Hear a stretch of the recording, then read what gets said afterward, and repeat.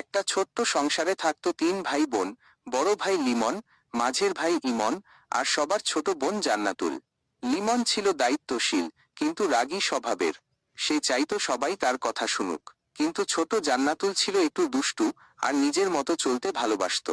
লিমনের কথা সে প্রায়ই শুনত না। এই কারণেই লিমন জান্নাতুলকে পছন্দ করত না। সে ভাবত, এই মেয়েটা কখনোই ভালো হবে না। কিন্তু অন্যদিকে ইমন ছিল একদম আলাদা। সে জান্নাতুলকে বুঝতো, ভালোবাসতো, ভুল করলে বকা না দিয়ে আদর করে শিখিয়ে দিত। একদিন জান্নাতুল খুব অসুস্থ হয়ে পড়ল। সেই দিন লিমন দেখল, ইমন সারা রাত বোনের পাশে বসে আছে, পানি খাওয়াচ্ছে, দোয়া করছে। লিমনের চোখ ভিজে গেল। সে বুঝতে পারল, ভালোবাসা মানে শুধু কথা মানানো নয়, ভালোবাসা মানে বুঝে নেওয়া। পরদিন লিমন জান্নাতুলকে বুকে জড়িয়ে ধরল। বলল, মাফ করে দিস বোন, আজ থেকে আমিও ইমনের মতো হব। সেদিন থেকে তিন ভাই বোনের সংসারটা ভালোবাসায় আরো সুন্দর হয়ে উঠল।